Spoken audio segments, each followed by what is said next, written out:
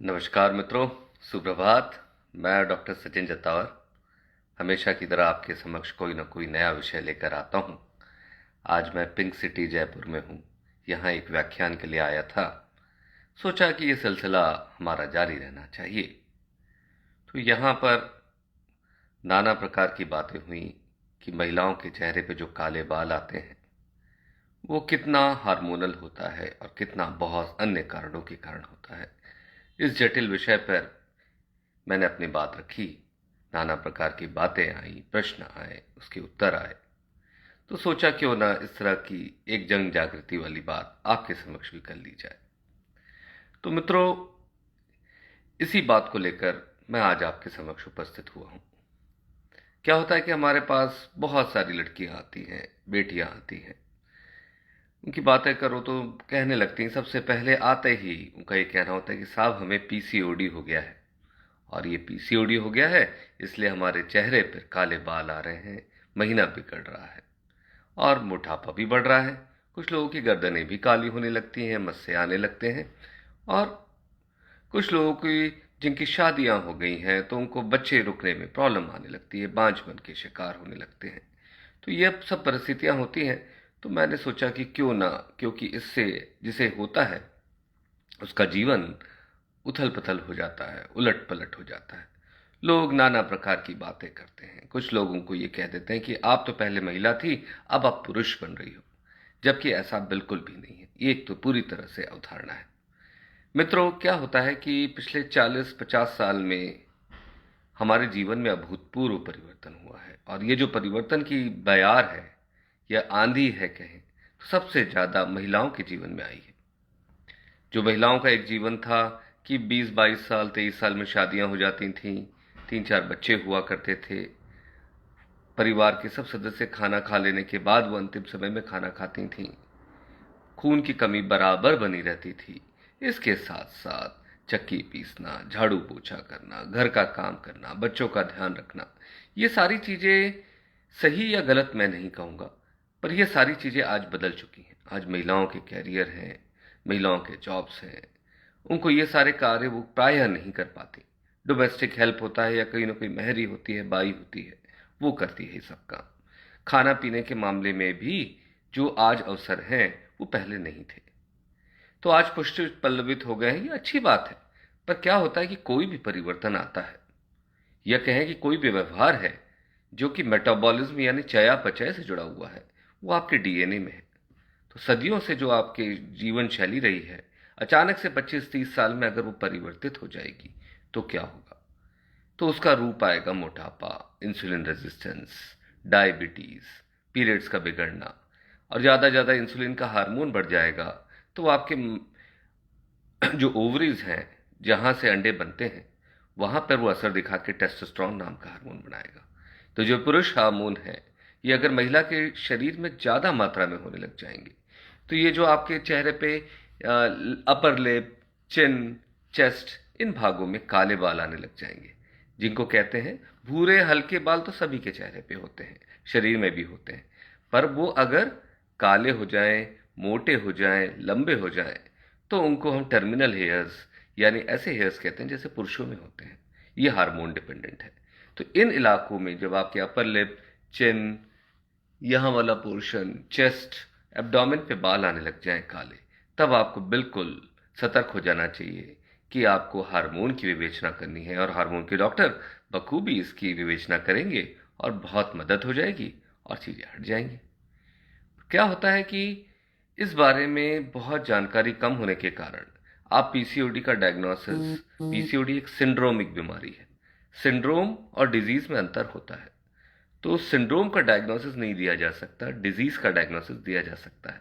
पर क्या होता है, जब एक सिंड्रोम का डायग्नोसिस डिजीज की तरह दे दें तो लोग उसको लेकर चलते हैं कि हमें तो ये बीमारी है, जबकि सिंड्रोम एक अवस्था है। इस अवस्था से बखूबी बाहर आया जा सकता है। अगर आपने वजन कंट्रोल कर लिया, बीपी कंट्रोल कर लिया, कोलेस्ट्रॉल कंट्रोल कर लिया, आपके मेल हार्मोन्स को आपके डॉक्टर ने बिल्कुल नॉर्मल कर दिया, आपके माहवारी बराबर होने लग गई, और जो ओव्यूलेशन होता है, जो अंडे बनने की प्रक्रिया, वो नॉर्मल हो जाती है, तो फिर किस प्रकार की बीमारी? तो ये सिंड्रोम है, एक अवस्था है, एक ऐसी अवस्था जो आपको जगाने के लिए आपके जीवन में आई है, पर आप उसको बीमारी की तरह चिपका के रख लेते हैं। आपको लगता है कि मैं जैसे भी हूं वो पीसीओडी के कारण हूं, पर आप अपने मोटापे को कम करने का कोई प्रयास नहीं करते। आप अपनी जीवन शैली में कोई परिवर्तन नहीं लाते। आप खान पान में कोई अंतर नहीं करते। क्यों? क्योंकि आपको एक सिंड्रोमिक अवस्था को, जो कि एक अवस्था है, आपको बीमारी के रूप में परोस दी गई है, और वो बीमारी कहीं ना कहीं आपके दिमाग पे आ गई। तो ओवरी में सिस्ट तो होते ही हैं। कभी कभार मैं कहता हूं कि आपके तो दिमाग में भी सिस्ट बन गए हैं। अच्छा नहीं लगता, पर सच्चाई है। तो हमें पहले तो वो सिस्ट हटाना होगा जो दिमाग में है। सोच बदलनी होगी। सोच बदलने के अलावा आपको एक अच्छे हार्मोन रोग विशेषज्ञ की सलाह में आना होगा। उनकी सलाह में रहते हुए आप ऐसी विवेचना करें। वो हार्मोनल जांचें करके देख लेंगे। आपका अगर पुरुष हार्मोन थोड़ा सामान्य से ज़्यादा है तो उसकी विवेचना करेंगे, कोई और कारण तो नहीं, कोई कॉर्टिसोल की बीमारी तो नहीं, कुशिंग्स डिजीज तो नहीं, कोई हार्मोन की बीमारी, ग्रोथ हार्मोन की बीमारी तो नहीं है, कोई किसी प्रकार का ट्यूमर या कुछ और समस्या तो नहीं है। सारी चीज़ों की विवेचना करने के बाद वो आपको बताएंगे कि आपके इसका कारण मोटे तौर पे मोटापा, लाइफस्टाइल या पीसीओएस जैसे सिंड्रोम जैसा कारण लग रहा है, और इन कारणों की विवेचना करके वो उसका आपको उत्तर देंगे। फिर आपको क्या करना है? उनकी दवा बराबर लेनी है और नियमित जीवन शैली में आना है। अगर आपका वजन सामान्य से अधिक है, मैं हमेशा कहता हूं ना कि अपनी हाइट सेंटीमीटर्स में नापिए, उसको -100 करिए, तो जो फिगर आएगा वो हमेशा आपके लिए एक आदर्श फिगर होगा। उसमें भी 5 किलो कम कर दीजिए। मान लीजिए 165 सेंटीमीटर की ऊंचाई है, -100 करेंगे तो 65 आएगा। तो 55 से 60 किलो आपका आदर्श वजन होना चाहिए। तो उसे सबसे पहले प्राप्त करिए। कैसे करेंगे? मैंने हमेशा बताता हूं, खान पान की कमी करेंगे, नियमित व्यायाम करेंगे, 6 से 8 घंटे की नींद लेंगे, टेंशन तनाव से दूरी बनाएंगे। नहीं तो क्या होता है कि टेंशन बढ़ने की अवस्था के कारण भी बहुत सारे मरीजों में बहुत सारे हार्मोन्स बढ़े हुए आते हैं। एक हार्मोन होता है प्रोलैक्टिन। तो प्रोलैक्टिन की भी डॉक्टर अच्छे से विवेचना करते हैं, कारण देखते हैं कि थायराइड के कारण तो नहीं बढ़ रहा, दूसरे कारणों के कारण तो नहीं बढ़ रहा, महिला के हार्मोन्स के कारण तो नहीं बढ़ रहा। सारी चीज़ों की विवेचना करते हैं, फिर परिवर्तन करके आपके जीवन में खुशियां ले आते हैं। तो ये जो विवेचनाएं हैं इतनी जटिल नहीं है। कभी कभार होता है कि कुछ लोगों को मेल हार्मोन 100 के ऊपर आने लगता है, तो वहां पे एक बीमारी होती है कंजेनाइटल एड्रिनल हाइपरप्लेजिया। तो कंजेनाइटल एड्रिनल हाइपरप्लेजिया की विवेचना करना जरूरी है। तो इसकी विवेचना करेंगे, उसके डायग्नोसिस बनेगा, तो उसका ट्रीटमेंट भी। सबसे बड़ी बात यह है कि हार्मोन की बीमारियों में ट्रीटमेंट लगभग लगभग 100% के आसपास है। प्रायः हमारे मरीज नियंत्रण की अवस्था में, प्रायः हमारे मरीज बहुत अच्छे से आ जाते हैं।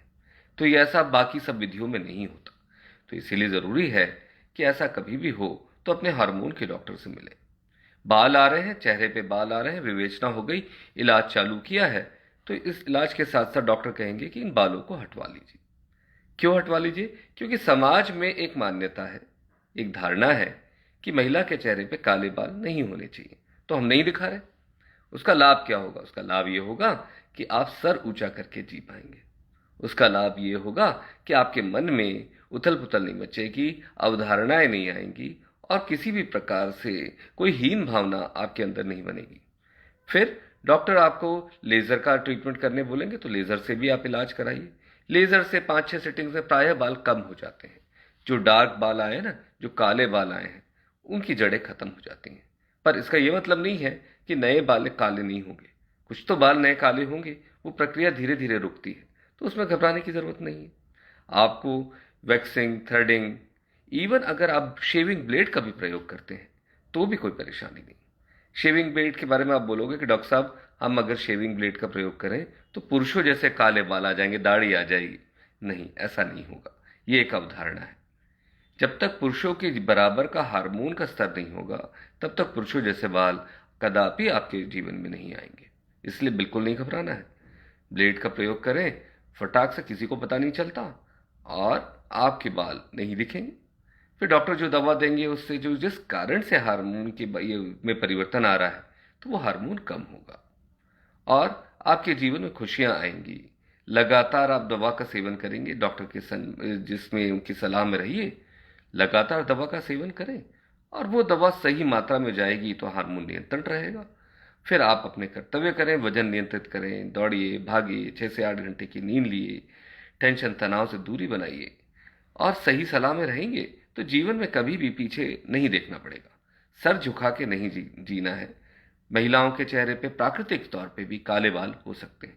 ऐसे बहुत सारे रेसेस हैं, ऐसे बहुत सारे इलाके हैं। नॉर्थ इंडिया के इलाका, पाकिस्तान से लगा हुआ सिंध का इलाका, वहां पे चेहरे पे प्राय प्राकृतिक तौर पे भी बाल होते हैं। तो ये काले बाल कोई अशोभनीय चीज नहीं है। क्योंकि सामाजिक सोच है कि लड़की के चेहरे पे काले बाल नहीं होने चाहिए, तो हम इसे हटा लेंगे। फिर क्या होता है कि इसकी हटाने की प्रक्रिया भी सरल है। कुछ लोगों को मीनोपॉज के बाद काले बाल आने लगते हैं, तो वो भी एक प्राकृतिक अवस्था है। कई बार मीनोपॉज के बाद हार्मोन का स्तर बहुत बढ़ा हुआ मिलता है, तब हम कुछ विशेष विवेचना करते हैं। खास तौर पे ओवरी में कोई ट्यूमर तो नहीं है, कुछ और समस्या तो नहीं है, ये देखा करते हैं। अदरवाइज तो कोई और परेशानी है ही नहीं। तो इसीलिए जब भी आपको ऐसी कोई अवस्था मिले तो आप तुरंत अपने हार्मोन के डॉक्टर से मिलें। वो आपकी चीज़ों की विवेचना करेंगे और सही दिशा में आपका इलाज करेंगे। तो आशा है आपको मेरी बात समझ में आई होगी। धन्यवाद।